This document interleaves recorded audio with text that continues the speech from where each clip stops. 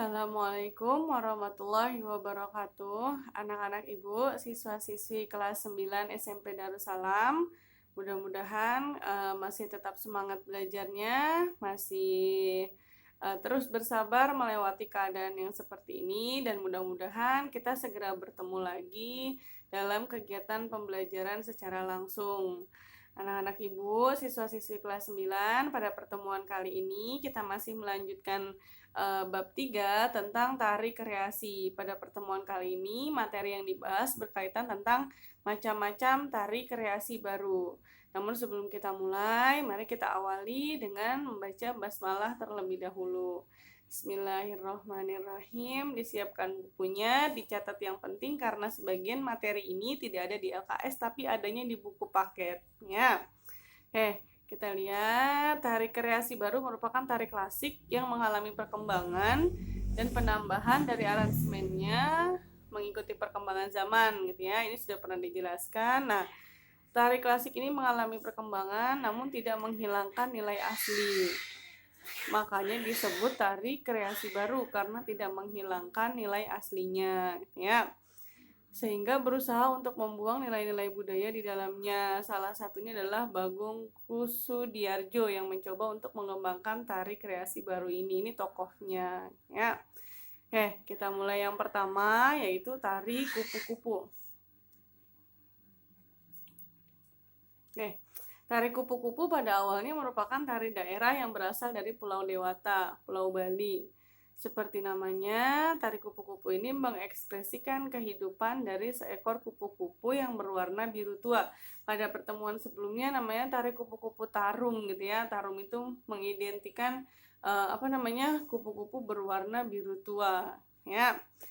Kemudian tari kupu-kupu ini menurut penciptanya yaitu Iwayan Barata, ini penciptanya, memiliki filosofi berupa tarian yang menggambarkan eksotisme. Eksotis itu berarti keindahan, kecantikan gitu ya, kedamaian dan juga keindahan yang ada di Pulau Bali.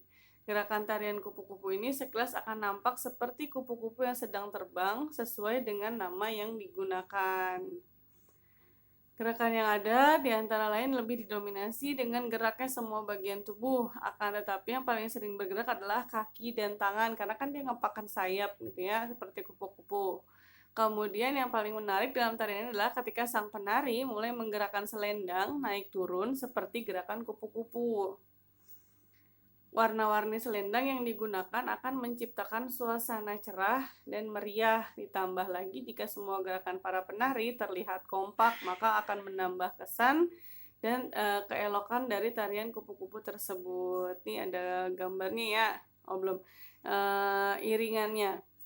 Biasanya diiringi dengan alat musik gamelan Bali. Gamelan kan macam-macam ya. Kalau tari kupu-kupu tarum, dia itu pakai iringan Bali ya. Nah, suara dari gamelan orkestra tersebut dapat membuat sejuk hati yang sangat padu padan dengan gerakan yang sesuai dengan irama. Alat tersebut dimainkan oleh sekelompok orang, kemudian alat tersebut menjadi pengiring dalam gerakan tarian. Untuk jumlah daripada pengiring musik tergantung dari jumlah alat musiknya. Biasanya irama yang dikeluarkan alat musik tersebut akan dipadukan dengan suara penyanyi atau yang namanya sinden. Sehingga musik tersebut terasa lebih hidup. Jadi lebih ramai, lebih meriah gitu ya. Nah, di sini ada gambarnya. Jadi ini contoh gerakan pertama nih, satu ketika dia mengepakkan sayap gitu ya. Nah, ini kalau dia bersama-sama ya, melakukan gerakan bersama-sama ketika menggerakkan kaki dan tangan. Nah, yang paling bawah ini ketika menutup bagian kipasnya ya, bagian sayap, bukan kipas karena tari kupu-kupu. Kita lanjutkan. Yang berikutnya adalah tari yapong. Kalau nggak tahu tari yapong, tari ini dari Betawi. Berasal dari Jakarta yang diciptakan oleh Bagong Kusdiarjo dalam pementasan ulang tahun Jakarta yang ke-450 tahun. Tari ini memberikan gambaran tentang kehidupan masyarakat Betawi pada saat itu. Jadi pada ulang tahun Betawi atau ulang tahun Jakarta yang ke-450 tahun. Tari Yapong adalah salah satu jenis tarian tradisional yang menjadi kebanggaan masyarakat Betawi. Ini kalau orang Betawi pasti tahu tari ini, gitu ya. Jika sekelas mendengar nama tarian ini, mungkin banyak yang mengira sama seperti tari Jaipong, tapi yang pasti beda jauh, gitu ya. Beda banget. Karena tari Yapong berasal dari Betawi, sedangkan Jaipong berasal dari Jawa Barat. Memang berasal dari daerah, tapi terdapat perbedaan yang cukup banyak di antara kedua tarian ini. Jadi nggak sama, ya beda. Di mana bedanya? Tari Yapong diambil dari suara penari yang meneriakkan kata ya ketika menyanyi, ketika menari. Dan pada saat mereka menari, suara musik pengiring terdengar pong. Jadi ketika dia gerakin tangan ya atau ketika dia ngucapin kata-kata ya, itu iringan musiknya terdengar seperti suara pong, makanya namanya jadi tari Yapong, ya. Dan tidak ada sangkut pautnya dengan tari Jaipong, beda banget. Gerakan khas pada tarian ini adalah ketika tangan para penari akan diletakkan di atas kepala. Nanti ada contoh gambarnya ya.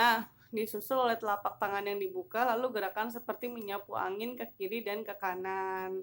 Enaknya sih praktek gitu ya, tapi mudah-mudahan kita segera praktek. Nah ini gerakannya. Jadi yang pertama adalah ketika mereka mulai menggerakkan tangan dulu nih di bahu nih ya, terus diangkat ke atas, nanti tangannya dinaikin ke atas gini ya, kurang lebih seperti itu. Nah kemudian yang ketiga tari legong, merupakan tari kreasi berpasangan yang berasal dari Bali.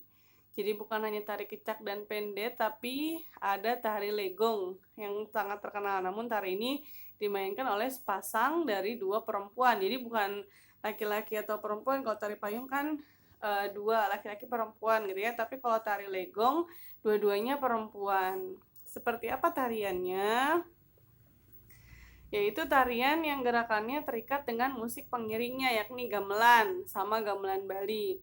Tari ini umumnya dibawakan oleh sekelompok para penari wanita dan gerakannya cukup kompleks. Kompleks itu banyak ya.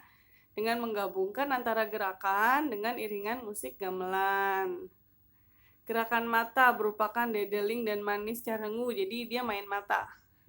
Tari Bali itu kan identik dengan mata gitu ya. Nah, tari legong ini tari kreasi berpasangan di mana para penarinya mengandalkan gerakan mata. Kemudian jari, ngeliring girah dan neredah. Pokoknya permainan mata.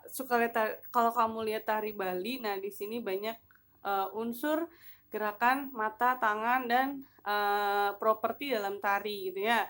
Propertinya yang digunakan adalah gerakan ketika memegang kipas, kemudian gerakan leher berupa gulu wangsul, ngurat, ngilen, kemudian daun, dan ngotak bahu. Ngotak bahu itu berarti menggerakkan bahunya gitu ya.